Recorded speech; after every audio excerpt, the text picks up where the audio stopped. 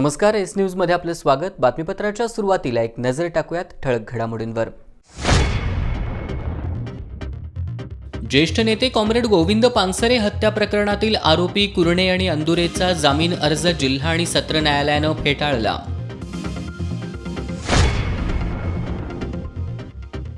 बैल अंगावर आल्यानं शिंग पकडणारच, भाजपचे प्रदेशाध्यक्ष चंद्रकांत पाटील यांच्या वक्तव्यावर नामदार हसन मुश्रीफ यांचा पलटवार। घरफाळा घोटाळा करून महानगरपालिकेचं नुकसान करणाऱ्यांवर कारवाई झालीच पाहिजे, कोल्हापूर महानगरपालिकेच्या सर्वसाधारण सभेत नगरसेवकांची मागणी, प्रशासनाला धरलं धारेवर। केंद्र सरकारनं वाहन परवाना, नूतनीकरण, वाहन योग्यता प्रमाणपत्र आणि पीयूसीच्या कागदपत्रांची वैधता वाढवली, वाहनधारकांना दिलासा। आणि करवीर तालुक्यातील वडणगे इथल्या प्रणव भोपळेचा फुटबॉल फ्रीस्टाईलमध्ये विश्वविक्रम, 4 मिनिटं 27 सेकंद गुडघ्यावर फुटबॉलचा साधला बॅलन्स।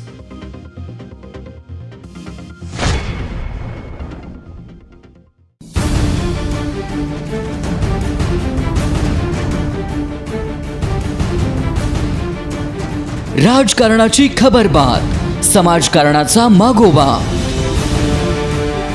कला, क्रीडा, मनोरंजन, शेती, उद्योग, कुठं काय घडलंय बिघडलंय, बातमीला योग्य न्याय देणारा कोल्हापूरचा बुलंद आवाज, एस न्यूज कोल्हापूर, सदैव तुमच्या सोबत।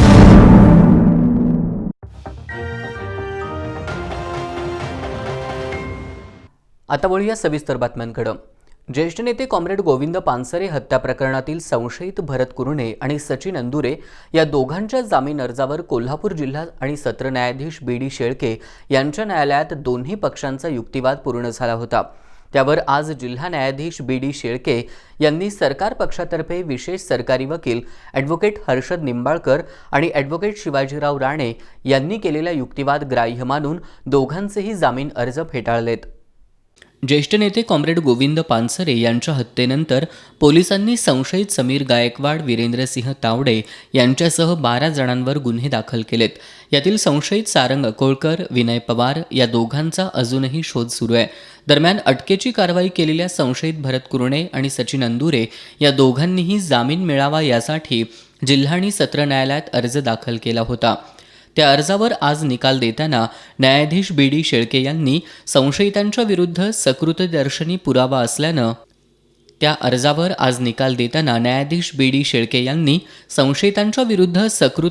पुरावा असल्यानं दोघांनाही जामीन नाकारलाय।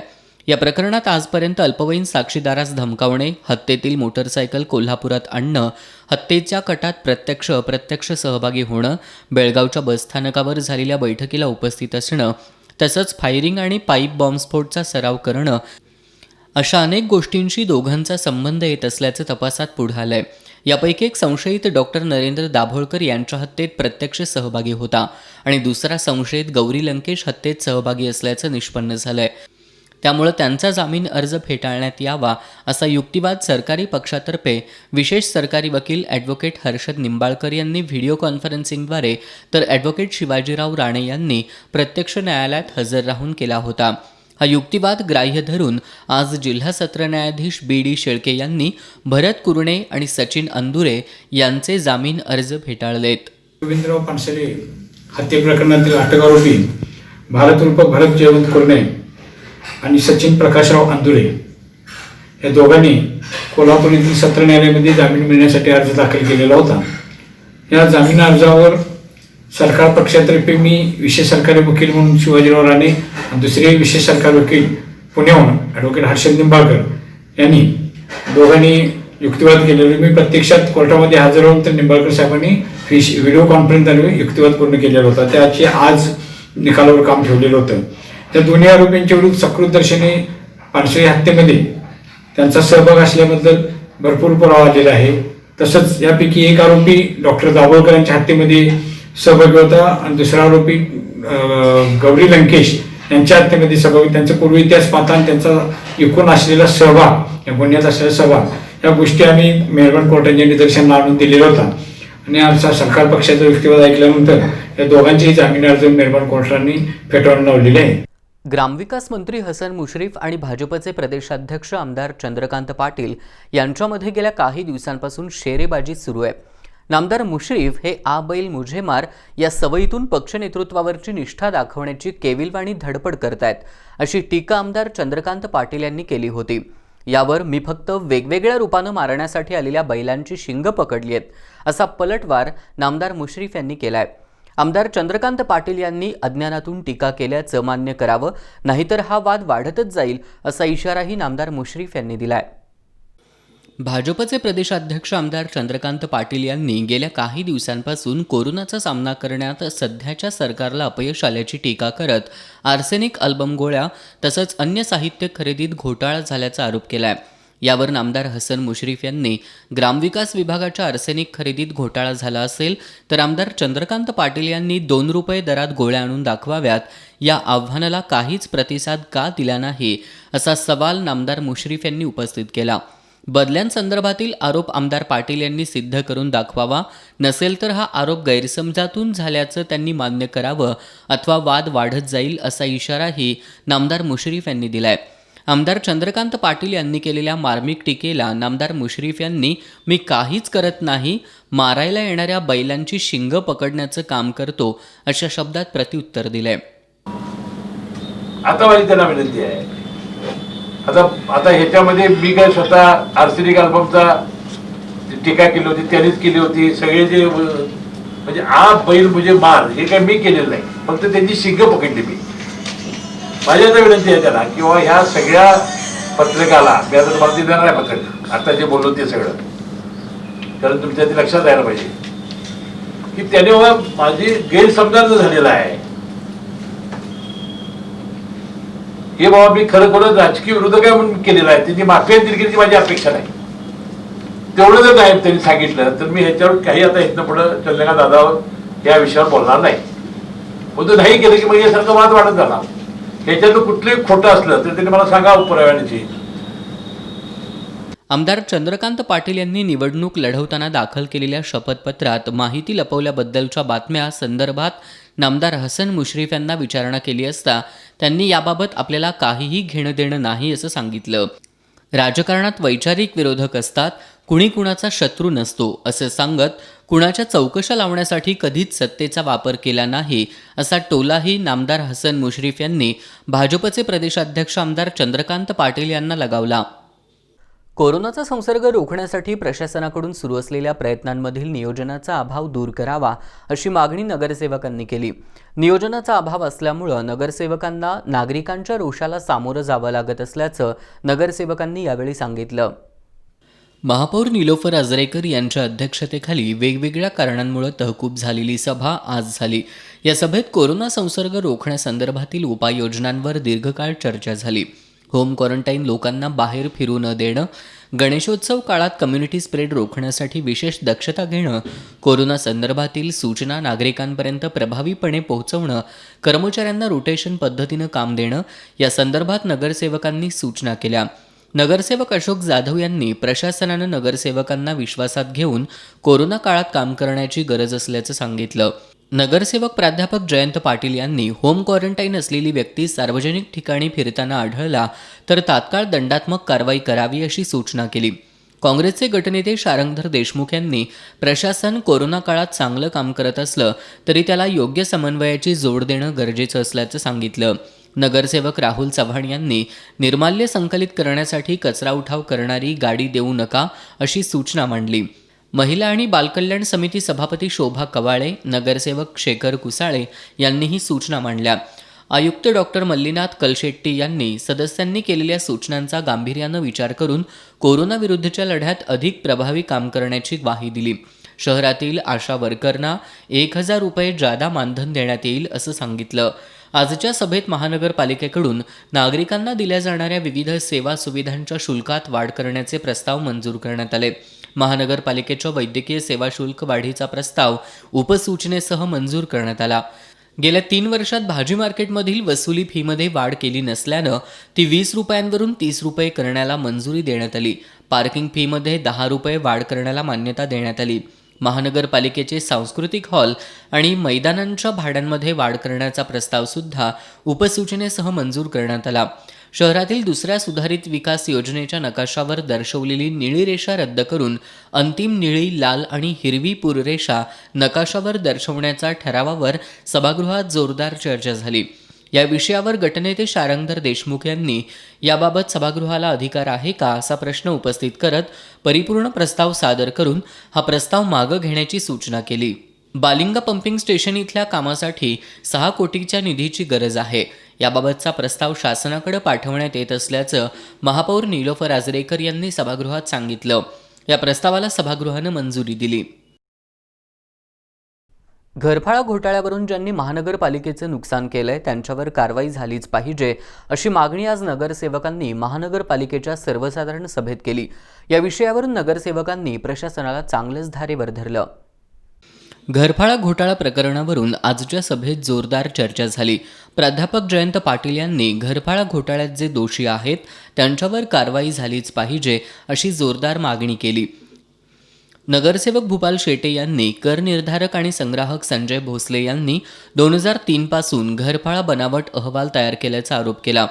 20 पैकी घोटाळ्याची 12 प्रकरणं करनिर्धारक आणि संग्राहक संजय भोसले यांच्या कार्यकाळात झाली असल्याचं सांगत अतिरिक्त आयुक्त नितीन देसाई यांनी याबाबत जाहीर खुलासा करावा अशी मागणी नगरसेवक भूपाल शेटे यांनी केली. नगरसेवक भूपाल शेटे यांनी केलेले आरोप खरे असतील तर आम्ही त्यांना पाठिंबा देऊ असं सांगत सदस्यांनी प्रशासनाकडे खुलासा मागितला. प्रशासनाकडून याबाबत कोणताही ठोस खुलासा केला जात नसल्यानं सदस्यांनी संताप व्यक्त केला. अखेर अतिरिक्त आयुक्त नितीन देसाई खुलासा करण्यासाठी आले. त्यांनी घरफाळा विभागातील घोटाळ्याबाबत चौकशीसाठी त्रिसदस्यीय समिती नेमली असल्याचं सांगितलं. याचवेळी विद्युत पुरवठा खंडित झाला आणि राष्ट्रगीत सुरू करून सभा गुंडाळण्यात आली. कोल्हापूरमधील राज्य कामगार विमा मंडळाच्या हॉस्पिटलकरता मेडिकल आणि पॅरामेडिकल स्टाफ कमी आहे. या हॉस्पिटलसाठी आवश्यक असणारा स्टाफ तातडीनं भरावा म्हणून खासदार मंडलिक यांनी केलेल्या पाठपुराव्याला यश आलं असून येत्या 2 दिवसात इथं मुंबईतील 10 डॉक्टरांची नियुक्ती होणार आहे. कोल्हापूरमध्ये 1996-97 मध्ये राज्य कामगार विमा योजनेच्या कर्मचाऱ्यांसाठीचं हॉस्पिटल सुरू झालं. या योजनेचे लाभार्थी असलेले 1,20,000 कामगार आणि त्यांचे कुटुंबीय अशा जवळपास 4 लाख लोकांसाठीच्या या हॉस्पिटलमध्ये डॉक्टर आणि पुरेसा कर्मचारी वर्ग नसल्यानं इथं पूर्ण क्षमतेनं आरोग्यसेवा उपलब्ध होत नाही. खासदार संजय मंडलिक यांनी या संदर्भात केंद्रीय श्रममंत्री संतोष गंगवार यांच्याकडे पाठपुरावा केल्यानंतर 2019 मध्ये केंद्रीय समितीची नेमणूक करण्यात आली. या समितीच्या शिफारशीनुसार या हॉस्पिटलमध्ये आंतरराष्ट्रीय दर्जाच्या वैद्यकीय सुविधा उपलब्ध करून देण्यासह कर्मचारी निवास व्यवस्थेसह 40 कोटी रुपयांचा निधी मंजूर केलाय. सध्या हॉस्पिटलच्या देखभाल दुरुस्तीचं काम युद्धपातळीवर सुरू आहे. पण मेडिकल आणि पॅरामेडिकल स्टाफ नसल्यानं रुग्णसेवेत अडचणी येत असल्यानं खासदार मंडलिक यांनी ESICच्या महासंचालिका अनुराधा प्रसाद यांची भेट घेतली. स्टाफच्या भरती प्रक्रियेसाठी वेळ लागणार असल्यानं खासदार मंडलिक यांच्या मागणीनुसार मुंबईतील 10 MBBS डॉक्टरांची कोल्हापुरातील ESI हॉस्पिटलकडे बदली केली आहे. येत्या 2 दिवसांमध्ये हे डॉक्टर हॉस्पिटलमध्ये कार्यरत होऊन ESIC मधील रुग्णसेवा पूर्ण क्षमतेने सुरू व्हायला मदत होणार असल्याचं खासदार संजय मंडलिक यांनी सांगितलं. लॉकडाऊनमुळे ड्रायव्हिंग लायसन्सचं नूतनीकरण, वाहन योग्यता प्रमाणपत्र PUC यांच्या नूतनीकरणाची चिंता भेडसावणाऱ्या वाहनधारकांना केंद्र सरकारनं दिलासा दिलाय.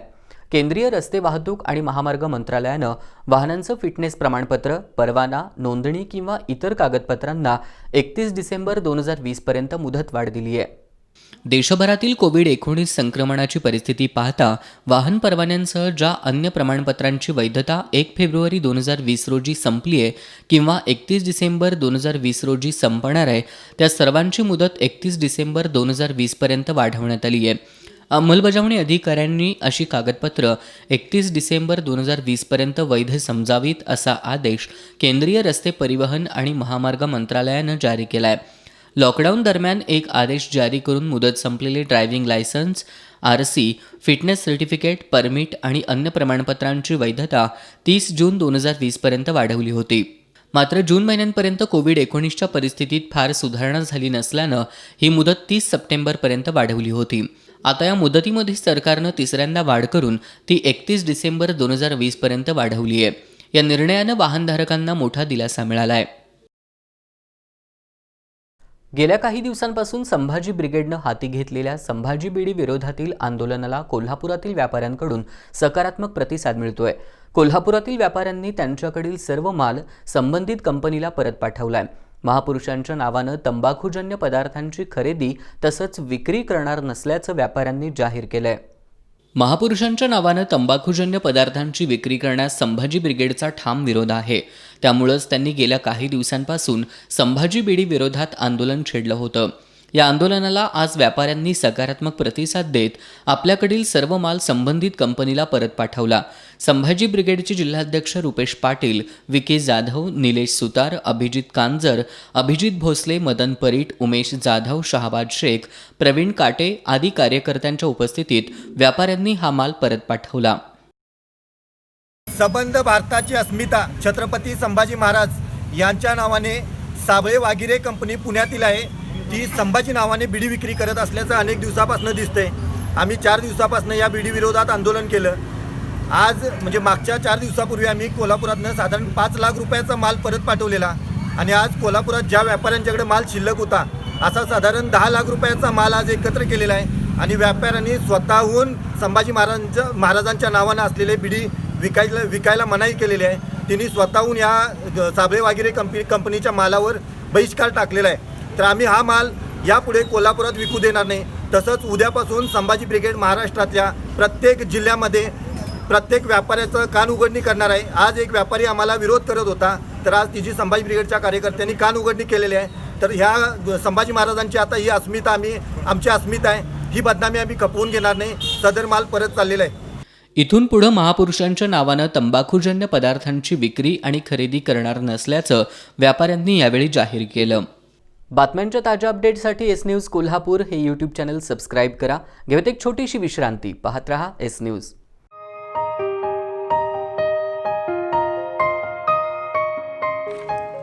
अनुभवी व तज्ज्ञ स्टाफच्या मार्गदर्शनामुळे मी 90% मार्क मिळवून कॉलेजमध्ये प्रथम आलो. तुम्हालाही जर माझ्यासारखेच यशस्वी व्हायचं असेल तर आजच प्रवेश घ्या. Doctor D Y Patil polytechnic Kasba Bawada Kolhapur. प्रवेशासाठी संपर्क 99 222 73 856 98 904 50 095 आणि 99 211 11 655.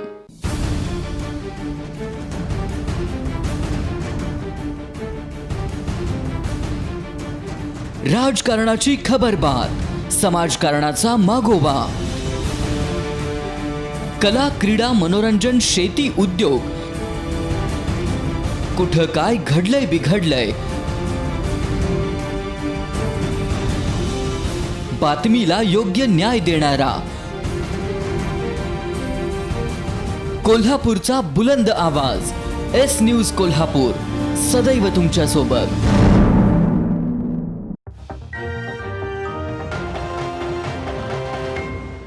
ब्रेकनंतर आपलं पुन्हा एकदा स्वागत. आपण पाहता एस न्यूज. करवीर तालुक्यातील वडणगे इथल्या प्रणव भोपळे यानं longest time balancing a football on या फ्री स्टाईल फुटबॉल प्रकारात जागतिक विक्रम नोंदवलाय. प्रणव यानं 4 मिनिटं 27 सेकंदांपर्यंत फुटबॉल गुडघ्यावर पेलला. बांगलादेशच्या कोनोक कर्माकर याच्या नावावर असलेला विक्रम प्रणवनं मोडला. कर्माकरनं 4 मिनिटं 6 सेकंदांपर्यंत चेंडू पेलला होता. प्रणवच्या विक्रमाची नोंद गिनीज बुक ऑफ वर्ल्ड रेकॉर्डमध्ये झाली आहे. लहानपणापासूनच फुटबॉलची आवड जोपासणाऱ्या प्रणवनं पुढं वडणगे फुटबॉल क्लबसोबत सराव सुरू केला. नवीन काहीतरी करण्याच्या ध्यासातून तो फुटबॉलमधील फ्रीस्टाईल प्रकाराकडे वळला. हा प्रकार आपल्याकडे फारसा लोकप्रिय नसल्यानं प्रणवला यासाठीचा प्रशिक्षक उपलब्ध झाला नाही. त्यानं स्वतःच इंटरनेटवरून माहिती गोळा करत सराव सुरू केला. याच दरम्यान सावली केअर सेंटरमधील द ब्रिज या उपक्रमाची त्याला माहिती मिळाली.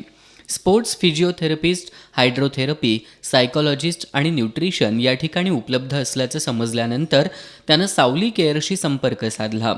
तिथं डॉक्टर अनिरुद्ध कुलकर्णी यांनी त्याचा stamina building, lower limb core muscles development, श्वासावर नियंत्रण याचा सराव घेतला. हायड्रोथेरपीबाबत ब्रिजच्या आहारतज्ज्ञ डॉक्टर विद्या कुलकर्णी आणि डॉक्टर राजकुमार नायडू यांचं तर मानसशास्त्रज्ञ भूषण चव्हाण यांचं त्याला मार्गदर्शन लाभलं.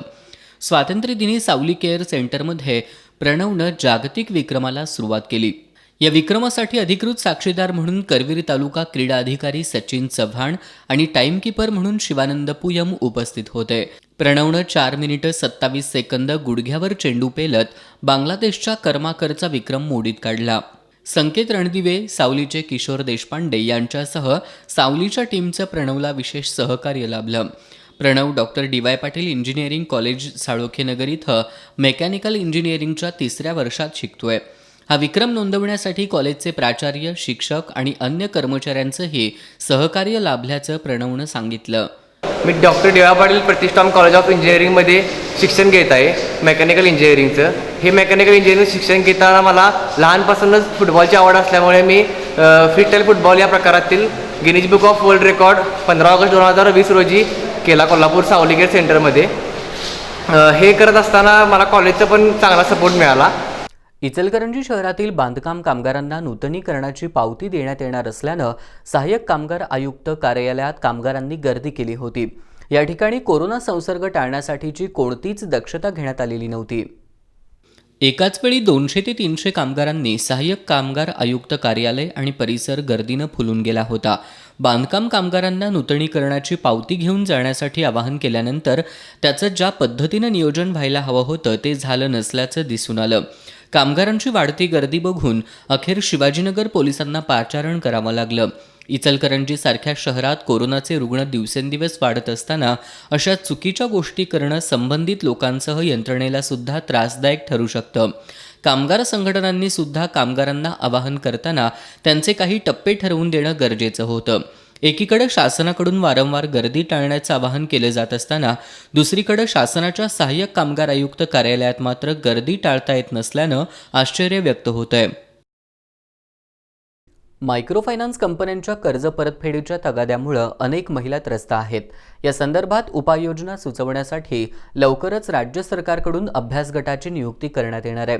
हा अभ्यास गट 6 महिन्यांपर्यंत अहवाल सादर करेल अशी माहिती ग्रामविकास मंत्री हसन मुश्रीफ यांनी दिली. जिल्हा बँकेकडून दूध उत्पादकांना कॅश क्रेडिट कर्ज देण्यात येणार असल्याचं त्यांनी सांगितलं. राज्यभरातील महिला अलीकडच्या काळात मायक्रोफायनान्स कंपन्यांच्या कर्जाच्या विळख्यात अडकल्यात.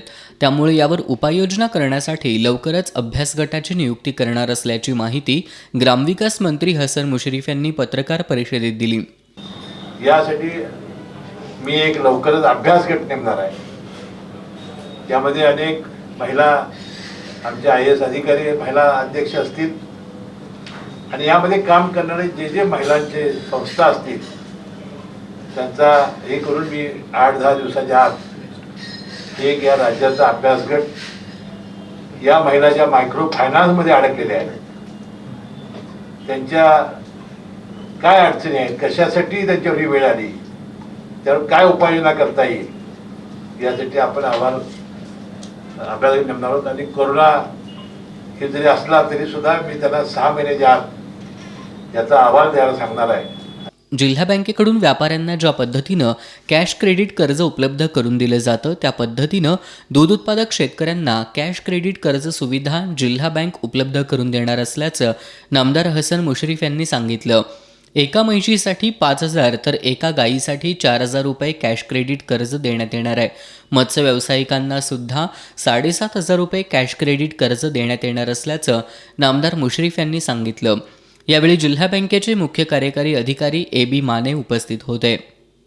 करवीर तालुक्यातील मोरेवाडी ग्रामपंचायतीच्या सरपंचपदी पालकमंत्री सतेज पाटील गटाच्या शीला राजेंद्र परीट तर उपसरपंचपदी दत्तात्रय मनोहर भिलुगडे यांची बिनविरोध निवड झाली. निवडीनंतर S न्यूजशी बोलताना नूतन सरपंच आणि उपसरपंचांनी गावाच्या विकासासाठी आपण प्रयत्नशील राहणार असल्याचं सांगितलं. मोरेवाडी ग्रामपंचायतीमध्ये पालकमंत्री सतेज पाटील गटाची एकहाती सत्ता आहे. लोकनियुक्त सरपंच सुनंदा कुंभार आणि उपसरपंच रामदास मोरे यांनी आपल्या पदाचा राजीनामा दिला होता. सरपंच पदासाठी रुपाली बाजारी आणि शीला परीट या इच्छुक होत्या. त्यानंतर सरपंच पदासाठी शीला राजेंद्र परीट, उपसरपंच पदासाठी दत्तात्रय मनोहर भिलुगडे, तर पुढील वर्षासाठी रुपाली बाजारी यांची नावं जिल्हा परिषद सदस्य मनीषा वास्कर यांनी जाहीर केली. मोरेवाडी ग्रामपंचायतीच्या कार्यालयात या रिक्त जागेसाठी निवडणूक अधिकारी स्वरूप पाटील यांच्या उपस्थितीत निवड प्रक्रिया पार पडली. या दोन्ही जागांसाठी परीट आणि भिलुगडे यांचेच अर्ज दाखल झाल्यानं ही निवड बिनविरोध झाल्याचं निवडणूक निर्णय अधिकाऱ्यांनी जाहीर केलं. सर्व सदस्यांना विश्वासात घेऊन गावाच्या विकासासाठी कार्यरत राहू अशी ग्वाही नूतन पदाधिकाऱ्यांनी दिली. माननीय पालकमंत्री बंटी पाटील साहेब, ऋतुराज दादा आणि प्रतिमा वहिनी या सर्वांच्या पाठिंब्यातून माझी ओबीसी आरक्षण महिलामधून मोरेवाडी ग्रामपंचायतसाठी बिनविरोध निवड, सरपंच पदावर बिनविरोध निवड केल्याबद्दल मी त्यांचे आभारी आहे आणि इथून पुढच्या काळात माझ्याकडून चांगले काम घडेल याचे मी प्रयत्नशील राहीन आणि बाकीच्या सर्व सदस्यांचेही मी आभार व्यक्त करते.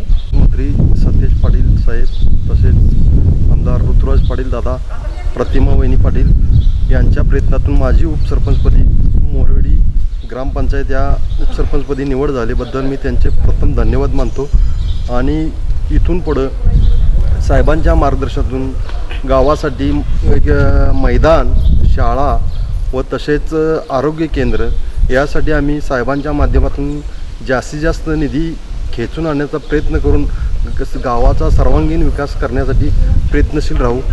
निवडीवेळी अमर मोरे, रामदास मोरे, वैशाली भोसले, रवी चोपडे, शिवाली देसाई, रुपाली बाजारी, शुभांगी देशपांडे, शशिकला भोसले, सुनीता जाधव, मंगल पाटील या ग्रामपंचायत सदस्यांसह दक्षिण मतदारसंघाचे ग्रामीणचे संपर्क प्रमुख बजरंग रणदिवे, उजळाईवाडी ग्रामपंचायतीचे माजी उपसरपंच नायकू बागणे, संपतराव भोसले, प्रसाद पोळ, सुदर्शन पाटील आदी उपस्थित होते.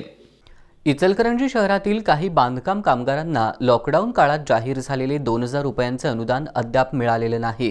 हे अनुदान मिळावं तसंच कल्याणकारी मंडळानं नव्यानं 3,000 रुपये देण्याची घोषणा केल्यानुसार हे अनुदान सुद्धा तातडीनं द्यावं अशी मागणी कामगार संघटना संयुक्त कृती समितीनं केली आहे. कृती समितीच्या वतीनं सहाय्यक कामगार आयुक्त जानकी भोईटे यांना मागण्यांचे निवेदन देण्यात आलं. अटल नोंदणी अभियानातील प्रलंबित अर्जांची नोंदणी करावी. लॉकडाऊन काळात जाहीर झालेलं 2,000 रुपये अनुदानापासून सुमारे 4,000 कामगार अद्यापही वंचित असून त्यांना अनुदान मिळावं. तसंच नव्यानं घोषित अनुदान कामगारांच्या खात्यावर जमा करावं अशा मागण्यांकडे कृती समितीच्या वतीनं लक्ष वेधण्यात आलं. यावेळी मिश्रीलाल जाजू, मदन मुरगुडे, भरमा कांबळे, आनंदा गुरव, राजेंद्र निकम, बंडोपंत सातपुते, महेश निंबाळकर आदी उपस्थित होते. बातम्यांच्या ताज्या अपडेटसाठी एस न्यूज कोल्हापूर हे यूट्यूब चॅनल सबस्क्राईब करा. घेऊयात एक छोटीशी विश्रांती. पाहत रहा एस न्यूज. घडलंय तेच दाखवणार, घटनेमागची सत्यता शोधणारं, प्रत्येक बातमीला न्याय देणारं एस न्यूजचं 9चं बातमीपत्र. एस न्यूज कोल्हापूर, सदैव तुमच्यासोबत.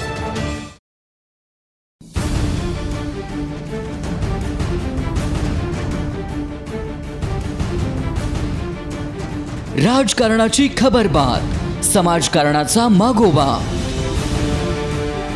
कला, क्रीडा, मनोरंजन, शेती, उद्योग, कुठं काय घडलंय बिघडलंय, बातमीला योग्य न्याय देणारा, कोल्हापूरचा बुलंद आवाज. एस न्यूज कोल्हापूर, सदैव तुमच्या सोबत.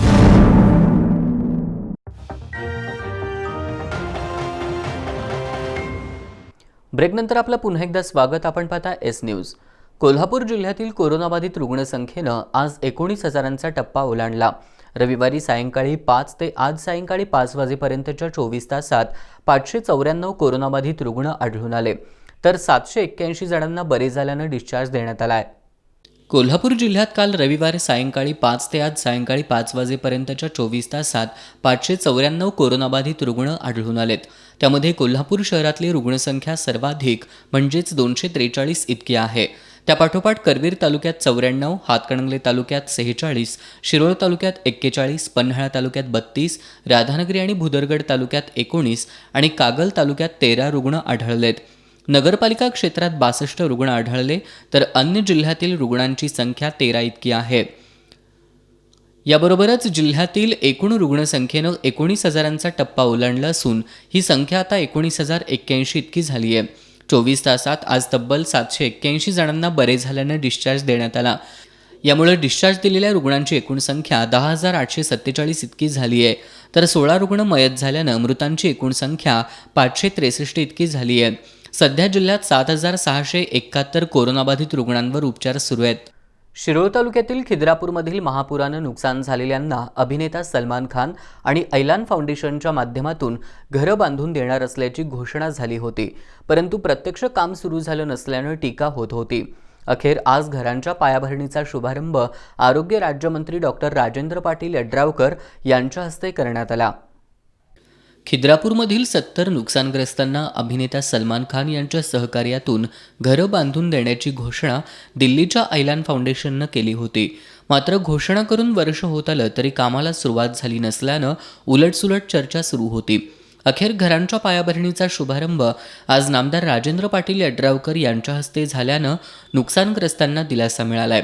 यावेळी नामदार राजेंद्र पाटील यड्रावकर यांनी ऐलान फाउंडेशनच्या मदतीला उशीर झाल्यानंतर सुरू झालेल्या टीकेबद्दल खंत व्यक्त करत मदत करणाऱ्यांची बदनामी करू नका असा मार्मिक टोला लगावला. मराठी शाळेचा एक विषय, त्या 2 शाळेचा आता बहुतेक मराठी शाळेचा सुद्धा निर्णय करण्याचा आदेश आलेला आहे. त्या सगळ्या शाळा सुद्धा कशा पद्धतीनं माणसाला जर गोड बोलून जर माणसाकडनं काम करून घेतलं तर अधिक चांगल्या पद्धतीनं आपले काम होऊ शकतं. त्यामुळं आपण इथनं पुढच्या काळामध्ये जो बाहेरचा माणूस येते आपल्याला आपण काही तुमच्या ग्रामपंचायतीच्या लेवलला एकमेकाला करा, पण ज्यावेळा बाहेरचा माणूस आपल्या गावामध्ये येतो त्यावेळा आपलं गाव हे एकसंघ आहे आणि या एकसंघतेचा फायदा या गावच्या विकासाला होत असतो. त्यामुळं आपलं गाव एकसंघ ठेवण्याची जबाबदारी सुद्धा आपल्या सगळ्यांच्यावर आहे. काही ब वर्ग तीर्थक्षेत्राचा विषय सुद्धा या ठिकाणी निघाला. निश्चितपणे ब वर्ग तीर्थ हे आपलं कोपेश्वर मंदिर हे सांस्कृतिक खात्याच्या अंडर येतं. निश्चितपणे येणाऱ्या काळामध्ये 1 महिन्यात 2-3 महिन्यामध्ये ह्याला कशा पद्धतीनं गती देता येते त्यासाठी म्हणून सुद्धा आपण निश्चितपणे प्रयत्न करूया. एकंदरीत या तालुक्याच्या विकासासाठी अशी अनेक माणसं आहेत की ज्यांना इथे यायचं आहे, ज्यांना सामाजिक दायित्व आहे आणि त्या सामाजिक दायित्वातून त्यांच्या शिरसा आपण काही ना काही प्रत्येक ठिकाणी मदत करायला. जिल्हाधिकारी दौलत देसाई यांनी महाराष्ट्र आणि कर्नाटक राज्यांच्या समन्वयातून महापुराचा धोका टळला असून कोरोनाचा सामना करताना सर्वांनी नियमांचं पालन करावं असं आवाहन केलं.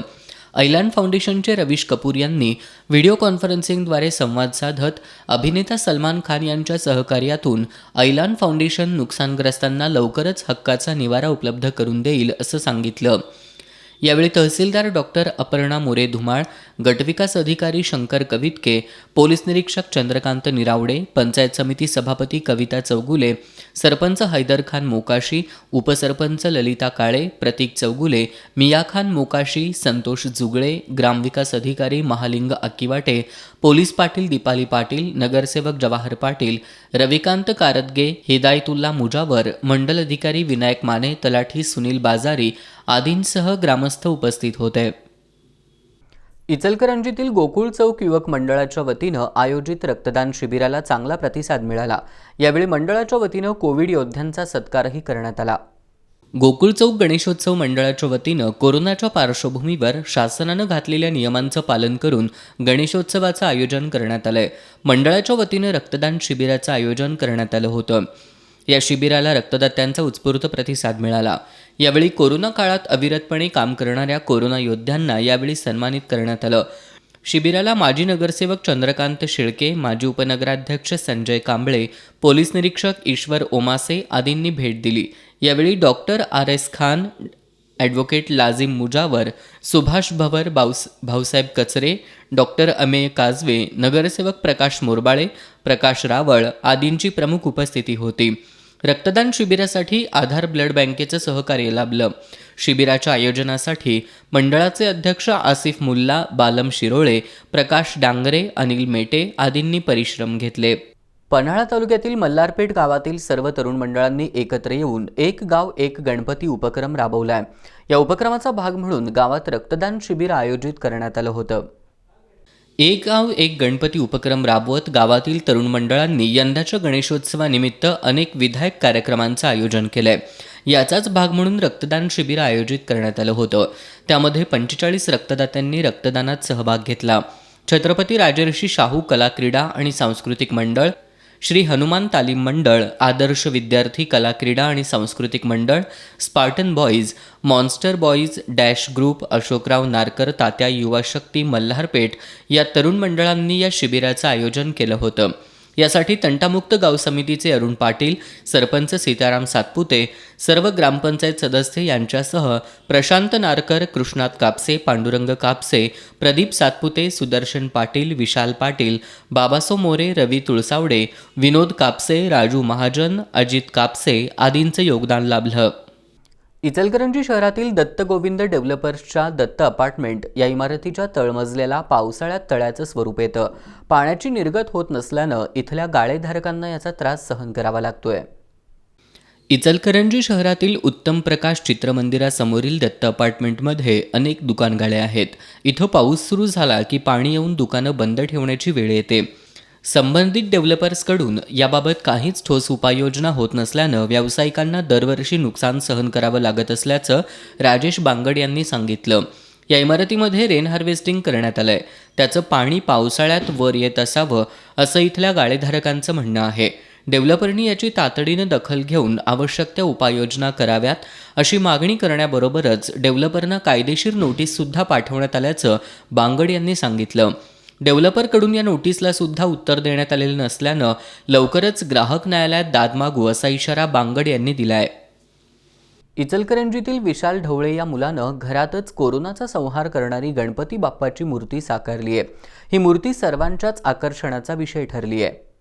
आवश्यक ती काळजी घेतली तर कोरोनाच्या संसर्गापासून आपण स्वतःचं, कुटुंबियांचं आणि आसपासच्या लोकांचं संरक्षण करू शकतो. ही संकल्पना विशालनं घरगुती गणपती देखाव्यातून मांडली आहे. कोरोनाचा संसर्ग रोखण्यासाठी शासन स्तरावर करण्यात आलेल्या विविध प्रकारच्या उपाययोजना, लॉकडाऊन आणि त्याचे परिणाम, कोविड रुग्णालय या संदर्भात देखावा सादर करण्याबरोबरच कोरोनाचा संहार करणाऱ्या गणेश मूर्तीची विशालनं प्रतिष्ठापना केली आहे. 10वीची परीक्षा दिलेल्या विशालच्या या कलात्मकतेचं सर्वत्र कौतुक होत आहे. कोल्हापूर शहरासह जिल्ह्यात आज दिवसभर पावसाच्या हलक्या सरी कोसळल्या. अचानक येणारा पाऊस आणि त्यानंतर पडणारं ऊन असा ऊन पावसाचा लपंडाव सुरू होता. पावसाचा जोर कमी झाल्यानं पंचगंगेच्या पाणी पातळीत घट होतीये. आज सायंकाळी पंचगंगेची पाणी पातळी 30 फूट 6 इंचांवर पोहोचली होती. अद्यापही 22 बंधारे पाण्याखाली आहेत. शहरासह जिल्ह्यात आज पावसाची उघडझाप सुरू होती. अचानक येणाऱ्या पावसाच्या सरी आणि त्यानंतर पडणारं ऊन असा ऊन पावसाचा जणू लपंडावच सुरू होता. गगनबावड्यात आणि आजरा तालुक्यात पावसाची रिपरिप होती. आज सायंकाळी 6 वाजता पंचगंगेची पाणी पातळी 30 फूट 6 इंचांवर पोहोचली होती. राधानगरी धरणाचा 6 क्रमांकाचा दरवाजा खुला असून राधानगरी धरणातून 2228 क्युसेक्सनं पाण्याचा विसर्ग सुरू आहे. जिल्ह्यातील 22 बंधारे अद्यापही पाण्याखाली आहेत. गेल्या 24 तासात गगनबावडा तालुक्यात 49 मिलीमीटर पाऊस पडल्याची नोंद झाली आहे. सोमवारी सकाळी 8 वाजता संपलेल्या 24 तासात जिल्ह्यात सरासरी 14.85 मिलीमीटर पाऊस झाला आहे. शेवटी पुन्हा एक नजर ठळक घडामोडींवर. ज्येष्ठ नेते कॉम्रेड गोविंद पानसरे हत्या प्रकरणातील आरोपी कुरणे आणि अंदुरेचा जामीन अर्ज जिल्हा आणि सत्र न्यायालयानं फेटाळला. बैल अंगावर आल्यानं शिंग पकडणारच, भाजपचे प्रदेशाध्यक्ष चंद्रकांत पाटील यांच्या वक्तव्यावर नामदार हसन मुश्रीफांचा पलटवार. घरफाळा घोटाळा करून महानगरपालिकेचं नुकसान करणाऱ्यांवर कारवाई झालीच पाहिजे. कोल्हापूर महानगरपालिकेच्या सर्वसाधारण सभेत नगरसेवकांची मागणी, प्रशासनाला धरलं धारेवर. केंद्र सरकारनं वाहन परवाना, नूतनीकरण, वाहन योग्यता प्रमाणपत्र आणि PUCच्या कागदपत्रांची वैधता वाढवली, वाहनधारकांना दिलासा. आणि करवीर तालुक्यातील वडणगे इथल्या प्रणव भोपळेचा फुटबॉल फ्रीस्टाईलमध्ये विश्वविक्रम, 4 मिनिटं 27 सेकंद गुडघ्यावर फुटबॉलचा साधला बॅलन्स.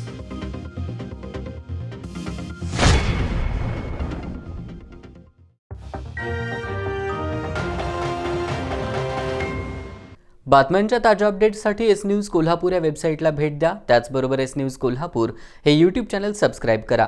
याबरोबरच हे बातमीपत्र संपलं. नमस्कार.